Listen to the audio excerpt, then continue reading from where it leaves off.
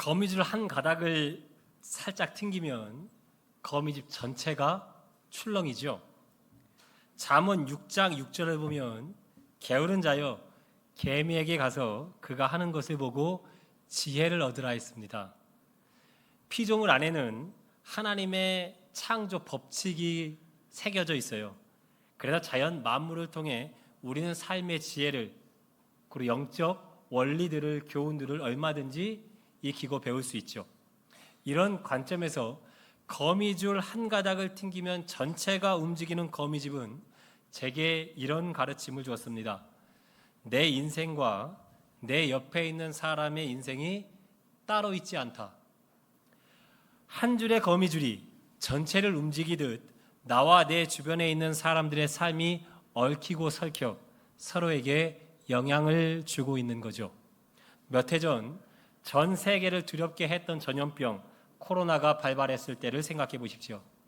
온 세계가 촘촘히 연결되어 있다는 것을 절감했던 때 아니었습니까? 중국 우한, 그 당시만 해도 저는 중국에 그런 도시가 있는지도 몰랐습니다. 알지도 못했던 그 도시에서 발생한 바이러스가 전 세계 사람들의 삶을 뒤틀어 놨습니다. 학생들은 학교에 갈 수도 없었고요. 비행기는 여행객들을 실러 나를 수도 없었고요. 식당들은 문을 닫아야 했습니다. 각종 모임과 공연들은 취소가 되었고요. 사람들은 다중이용 시설을 피했고 외출을 자제했습니다. 우리의 삶이 거미줄처럼 얽혀 있다는 것을 절감했었던 때입니다. 시야를 좀 좁혀보죠.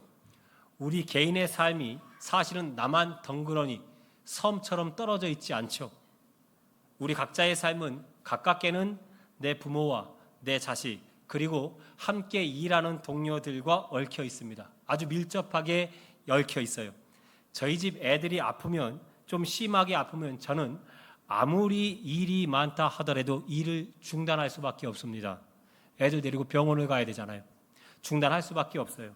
그러면 저의 하루는, 저의 일주일은, 저의 한 달은 제가 세웠던 계획대로 움직이지 않습니다. 조치원에 살던 제가 김천으로 오면서 저희 집 아이들의 인생도 완전히 바뀌어버렸습니다. 제가 김천에서 목회를 해야 되겠다는 제가 품은 제 마음이, 제 결정이 아이들의 삶에 영향을 미친 거예요.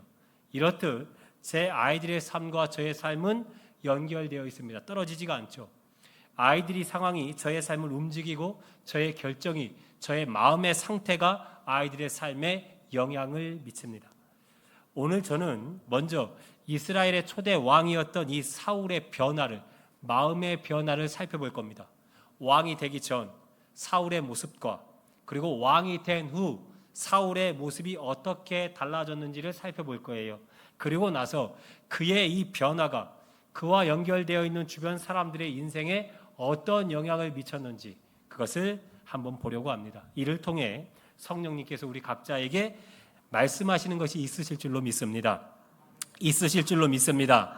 자, 그러면 사울이 어떻게 변했을까?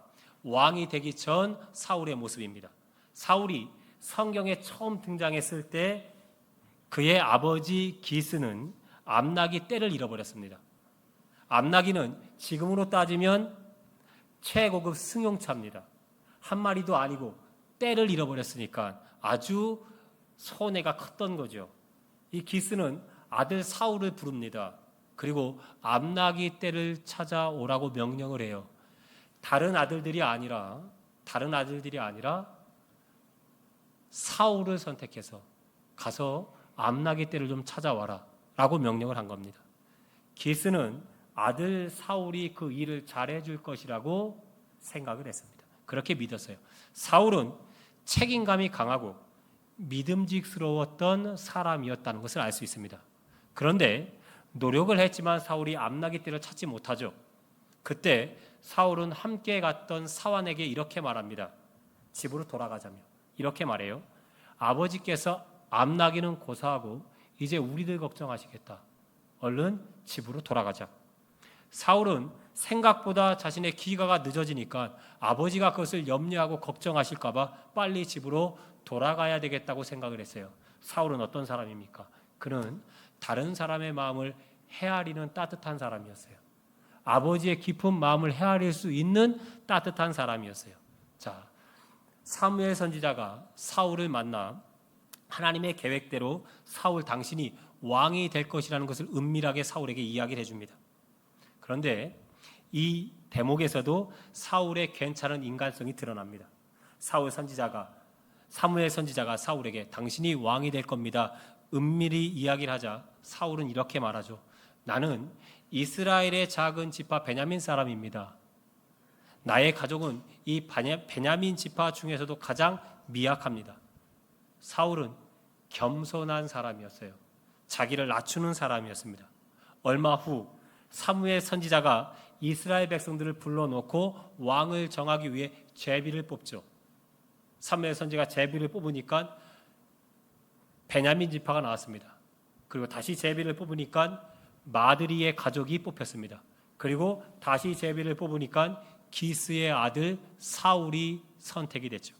왕이 선출됐습니다. 왕이 뽑혔어요. 이스라엘 백성들이 기뻐하고 환호를 칩니다. 그들이 왕을 그렇게 원했거든요. 그런데 이와는 달리 왕으로 지목된, 왕으로 뽑힌 사울은 진보다리 사이에 숨어 있습니다. 얼마 전 사무엘이 이 사울에게 당신이 왕이 될 겁니다. 은밀히 먼저 언지를 했습니다. 당신은 왕이 될 거예요. 라고 이야기를 해줬어요. 그런데도 여전히 사울은 나는 아니라고, 나는 왕이 될 사람이 아니라고 진보다리에 숨어 있었습니다. 사울은 겸손한 사람이었어요. 자기 분수를 아는 사람이었습니다.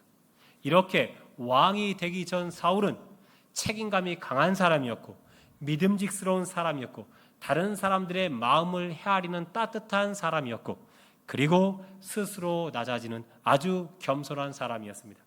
그런데 그가 왕으로 등극하고 몇 차례의 전쟁을 치르면서 이 사울은 젊은 날 그 모습을 잃어가기 시작합니다. 그가 변해가요. 한날은 블레셋과의 싸움이 있었던 날입니다. 블레셋은 당시 최신식 무기였던 철제 무기를 가지고 무장했던 그런 민족이었습니다. 그런데 이에 반해 이스라엘 백성들의 무기는 형편없었습니다. 이스라엘 군인들이 그 철제 무기로 무장한 블레셋 군인들을 보자 하나둘 주랭랑을 칩니다. 도망을 쳐요. 전투를 이끄는 사울 왕은 초조했습니다. 탈영병이 늘어나는 건 그리고 전투를 하기 위해서는 제사를 드려야 되는데 그 제사를 집례하는 건 사무엘 선지자입니다. 그런데 사무엘 선지자가 아무리 기다려도 오질 않는 겁니다. 빨리 탈영병이 더 생기기 전에 제사를 드리고 전투에 임해야 되는데 사무엘이 오질 않아요. 그래서 이 사울이 야 됐다. 내가 제사 드리고 빨리 전투에 나가야 되겠다 해서 가지고 오라고 하고 그리고 제사를 거행합니다. 월권을 한 거죠. 자기가 하지 말아야 될 일을 한 겁니다. 늦게 현장에 도착한 선지자 사무엘이 사울 왕을 꾸짖습니다. 왕이 망령되이 행했습니다. 사울은 초조함을 견디지 못하고 변했습니다. 책임감이 강했던 그입니다. 믿음직스러웠던 사람이었어요. 그런데 그가 오만해졌습니다. 더는 믿을 만한 사람이 되지 못했어요. 사울이 변했습니다. 사울이 변했다는 것을 알려주는 또 다른 에피소드가 있는데요. 역시 블레셋과의 전투 상황입니다. 그 전투에도 사울 왕이 직접 지휘봉을 잡고 출전을 했습니다. 참전한 병사들이 매우 지쳐 있었어요. 사울은 지친 병사들을 불러 모으고 이렇게 말합니다. 오늘 저녁에 블레셋과 전투를 벌일 거다. 그런데 그 전투가 끝나기 전까지 아무 음식도 먹지 말아라. 단식이다. 먹지 말고 우리는 사활을 걸고 싸울 것이다. 그렇게 먹지 말라고 명령을 내려요. 만약 굴력을 어기면, 만약 먹으면, 싸우기 전에 먹으면 너희들 저주할 거야. 벌을 내릴 거야. 그렇게 엄포를 내립니다. 참전한 병사들이 매우 지쳐 있었습니다. 피곤했고요. 배고팠어요. 사울은 지친 그 병사들을 헤아리지 못했습니다. 지금 병사들 그 지천에 꿀이, 로얄 젤리가 널려 있습니다. 그거 좀 먹고 싸우면 좋을 텐데 이 병사들이 그것을 먹지 못해요. 왜? 그걸 먹었다가는 왕의 군력을 어겨 심한 매질을 당하거나 그에 따른 불이익을 당할 수 있었기 때문이죠. 그런데 사울의 아들 요나단은 아버지 사울이 병사들에게 이 명령을 내릴 때 현장에 없었습니다. 그러니까 아버지의 명령을 듣지 못한 거죠. 그래서 아무 생각 없이 그 지천에 깔려있는 꿀을 그냥 찍어서 먹은 겁니다. 로얄 젤리를 퍼서 먹은 거예요. 먹었더니 얼마나 좋아요. 허기지고 힘들었는데 그 달달한 것이 입안에 들어오니까 활기가 넘치고 아주 좋은 겁니다. 사울의 명령을 어기고 그 꿀을 먹는 것을, 요나단이 먹는 것을 한 병사가 보게 되죠. 그리고 요다나를 찾아와 왕의 명령을 알려줍니다. 왕자님, 당신의 북친이 이 병사들에게 음식 먹지 말라고 그랬습니다. 엄히 말했습니다. 만약에 먹는 사람이 있다면 저주받게 될 것이라고 이야기를 했어요. 그래서 백성들은 지금 먹지도 못하고 굶주린 채 있습니다 라고 이야기를 하자 사울의 아들 요나단이 이렇게 말하죠. 내 아버지께서 병사들을 곤란하게 했구나. 이 꿀 내가 지금 조금 맛보고도 내 눈이 이렇게 밝아졌는데, 내가 원기를 회복했는데, 백성들이 오늘 그 전투에서 탈취한 것을 먹고 싸웠다면 우리는 더 크게 이겼을 것이다. 요나단은 아버지가 병사들에 대한 배려가 없었다고 생각합니다. 왕의 이 옹졸한 마음이 병사들의 사기를 떨어뜨렸다고 생각을 해요. 사울이 왕이 되기 전 그는 아버지의 마음을 헤아리는 따뜻한 사람이었습니다. 그런데 그는 이제 다른 사람의 마음을 헤아리지 않습니다. 지친 병사들을 볼 수 있는, 그들의 지친 마음을 볼 수 있는 그 눈을 사울이 잃어버렸어요. 그는 전쟁에 승리하는 것, 자신의 이름을 높이는 것에만 혈안이 되어 있어요. 사울이 변했습니다. 자, 사울이 변했다는 것을 보여주는 가장 직접적인 사건은 바로 오늘 우리가 읽은 본문입니다. 블레셋이 또다시 이스라엘 땅으로 쳐들어옵니다. 블레셋 군대와 이스라엘 군대가 엘라 골짜기에 대치하고 있습니다. 전쟁을 이제 막 치르게 되었습니다. 블레셋의 장수 골리앗이 하나님과 이스라엘 백성들을 조롱하죠. 거인 골리앗이 등장하자 이스라엘 병사들이 사기가 바닥에 떨어집니다. 그때 형들을 만나기 위해 소년 다윗이 전쟁터에 오게 되죠. 다윗은 골리앗이 하나님과 이스라엘 백성들을 향해 조롱하는 말을 듣고는 화가 났습니다. 거룩한 분노가 그의 마음 가운데 인 거죠. 그래서 소년 다윗은 겁도 없어요. 물맷돌 5개 손에 쥐고 그 거인 골리앗과 싸우겠다고 앞으로 나갑니다. 아시는 것처럼 결과는 다윗의 승리였습니다. 다윗이 골리앗을 제압하자 그 모습을 본 이스라엘 병사들의 사기가 올라갔고 그날 이스라엘 병사들이 블레셋 병사들을 아주 박살을 내죠. 전투는 이스라엘의 대승으로 끝납니다. 그렇게 승리의 기쁨을 안고 이 병사들이 이스라엘로 돌아오는 길에 이스라엘 여인들이 춤추며 노래를 하죠. 근데 그 노랫말이 사울 왕의 심기를 불편하게 하잖아요. 사울이 죽인 사람들은 1000명이고 다윗이 죽인 사람들은 10,000명입니다. 그런 가사로 노래를 하는 거예요. 사울 왕의 얼굴이 울그락불그락 아주 달아올랐습니다. 사울은 매우 불쾌했어요. 화가 머리 끝까지 났습니다. 왕인 자신보다 일개의 장수가 시민들에게 칭찬받는 것이 달갑지 않았습니다. 사울의 분노는 다윗에 대한 미움, 의심으로 변하죠. 사울은 다윗이 자신의 왕위를 노리고 있다고, 왕의 자리를 빼앗으려고 한다고 생각했어요. 사울은 이스라엘을 위해 충성하는 이 다윗을 적으로 돌려버렸습니다.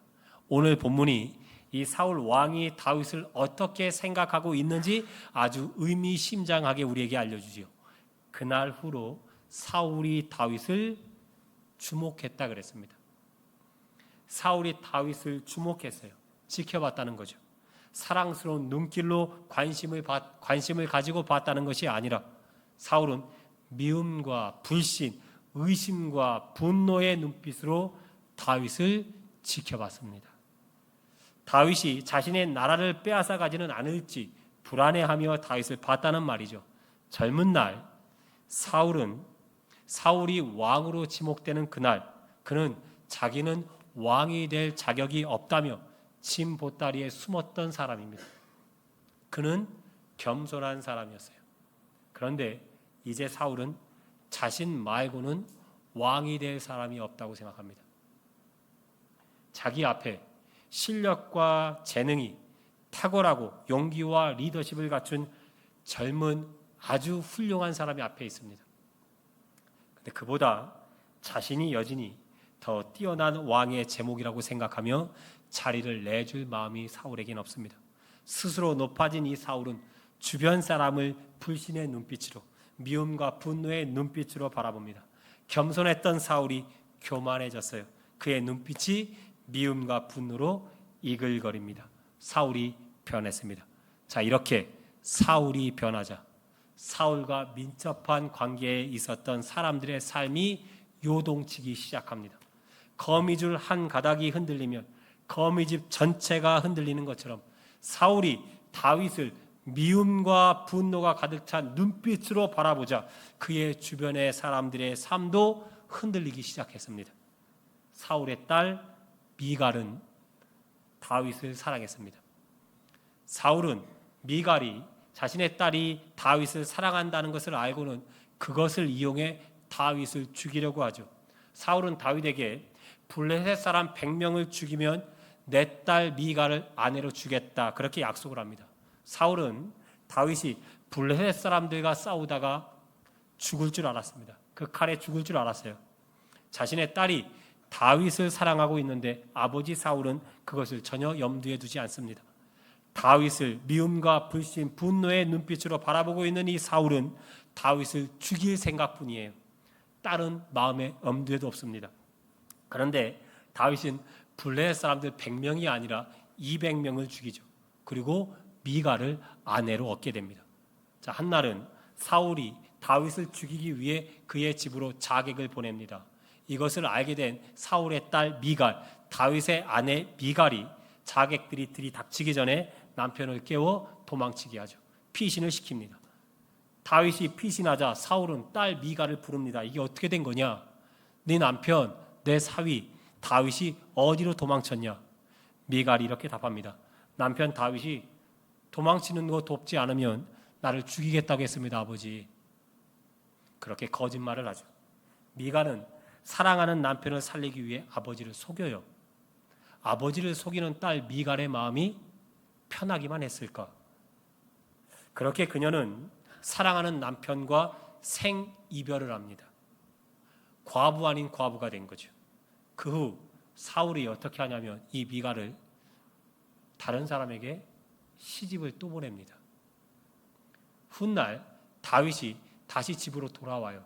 그리고 다른 집으로 시집을 간 자신의 아내 미갈을 데리고 옵니다. 그런데 둘의 관계는 예전 같지 않습니다. 미갈이 언약궤가 들어오는 날 왕이 된 다윗이 백성들 앞에서 춤을 추며 있다고 남편을 업신여깁니다. 왕이 채통이 있지 채신머리 없이 그게 뭐 하는 것이냐고 손가락질해요. 자기를 손가락질하는 아내 미갈을 다윗은 저주합니다. 둘의 관계가 좋지 않아요. 미갈의 인생만 생각해 보십시오. 그녀는 아버지가 미워하고 의심하는 사람과 결혼했어요. 아버지가 싫어하고 분노하는 사람과 결혼했습니다. 아버지가 원치 않은 결혼을 한 겁니다. 그녀는 사랑하는 남편과 생이별을 해야 됐고 자기가 사랑하지 않는 다른 사람과 또 결혼을 해야 됩니다. 팔려갔어요. 그리고 남편과 다시 만나기는 다윗과 다시 만나기는 했지만 그들의 그 마음이 예전 같지 않습니다. 이런 불행한 결혼 생활을 한 이 미갈의 삶이 어디서부터 잘못됐을까요? 사울이 불신, 미움, 분노의 눈빛으로 다윗을 주목했을 때부터입니다. 그때 흔들린 사울의 이 거미줄 한 가닥이 미갈의 거미줄과 맞닿아 있었고 미갈의 삶을 같이 요동치게 한 거예요. 사울의 거미줄과 맞닿아 있었던 또 다른 거미줄은 그의 아들 요나단입니다. 요나단은 이스라엘 왕자죠. 그리고 용맹스러운 전사입니다. 그는 젊은 장군 다윗의 용맹함을 보고 그를 높이 샀습니다. 또한 다윗이 하나님을 향한 마음이 아주 특심이라는 것을 알고는 다윗을 귀하게 여겼습니다. 성경은 요나단이 다윗을 사랑했다고 기록하고 있어요. 다윗과 요나단은 서로 흠모했습니다. 아주 좋은 사람들이 좋은 우정을 키워갔어요. 요나단은 아버지 사울 왕을 이어 왕이 될 사람으로 내가 아니라 왕자인 내가 아니라 다윗이 왕이 되어야 된다고 생각을 했습니다. 그렇게 요나단은 다윗을 신뢰하고 사랑했습니다. 둘은 아름다운 우정을 키워갔어요. 친구에게 왕의 자리도 내어줄 정도로 그들의 우정은 아주 깊었습니다. 그런데 이 둘의 우정에 걸림돌이 된 사람이 있었습니다. 누굽니까? 그렇죠. 사울 왕입니다. 요나단은 언젠가부터 아버지 사울이 친구 다윗을 미워하고 불신하고 있다는 것을 알았습니다. 요나단은 아버지와 다윗 사이를 중재하려고 정말 많이 애를 썼습니다. 그런데 요나단이 노력하면 노력할수록 이 다윗을 향한 아버지의 분노가 더 커지는 겁니다. 결국 요나단은 아버지와 다윗을 중재하는 일을 멈춥니다. 더 이상 할 수가 없었어요. 그렇게 자신의 노력이 수포로 돌아가고 다윗은 이스라엘을 떠납니다. 요나단은 자신이 가장 신뢰하고 사랑하는 친구와 이별을 해야 했습니다. 다윗이 떠난 뒤 요나단은 블레셋과의 전투에서 형제들과 함께 전사합니다. 그리고 그 전쟁터에서 사울은 요나단을 포함한 자신의 아들 3명을 잃습니다. 그리고 그 전투에서 자신도 전투에 승산이 없다는 것을 알고는 스스로 칼을 빼 자결을 하죠. 결과론적이긴 하지만 요나단과 사울이 전사한 그 전투에 다윗 장군이 있었다면 어땠을까요? 사무엘서 18장을 보면 다윗 장군이 가는 곳마다 지혜롭게 했다는 표현들이 3차례 등장합니다. 그러니까 다윗이 전쟁에 능한 명장이었다는 말입니다. 지략이 뛰어난 명장이었다고 이야기를 하고 있는 거예요. 만약 요나단과 사울이 전사한 그 전투에 명장 다윗이 있었다면, 지략가 다윗이 있었다면 사울은 한날에 3명의 아들을 잃고 본인도 그 전쟁터에서 스스로 죽는 일은 없었을 겁니다. 그리고 이 요나단, 진실한 친구를 잃고 젊은 나이에 생을 마감한 이 요나단의 인생이 얼마나 딱합니까? 그 인생이 왜 이렇게 됐습니까? 아버지의 거미줄에 그의 인생의 거미줄이 붙어 있었기 때문입니다. 사울 아버지가 다윗을 미움의 눈빛으로, 시기의 눈빛으로, 불신과 분노의 눈빛으로 바라보자 그의 거미줄 한 가닥이 흔들렸고 그 줄과 맞닿아 있었던 아들 요나단의 인생도 출렁이었던 거예요. 하나님을 사랑하는 성도 여러분, 우리의 삶은 연결되어 있습니다. 특별히 나의 삶은 나와 밀접한 내 가족들과 아주 긴밀하게 연결되어 있어요. 내가 어떤 마음으로 살아가느냐, 그것이 내 아들의, 내 딸의 인생에 영향을 미칩니다. 내가 내린 결정은 내 부모의 삶에 결정을 내려요. 사울이 다윗을 시기의 눈빛으로 바라봤을 때 미갈의 인생이 흔들렸어요. 사울이 다윗을 미움과 분노의 눈빛으로 바라봤을 때 그 멋진 요나단의 인생도 출렁였습니다. 얼마나 딱해요. 나의 마음, 나의 생각, 나의 결정은 내 주변 사람들의 인생을 행복하게 또는 불행하게 만듭니다. 나의 어리석은 결정이, 내 이 옹졸한 마음이, 내 이 편협한 생각이 내 사랑하는 사람들의 삶을 뒤흔들어 놓습니다. 여러분의 마음에 무엇이 가득한가요? 여러분은 어떤 눈빛으로 우리 옆에 있는 사람들을 바라보고 있습니까?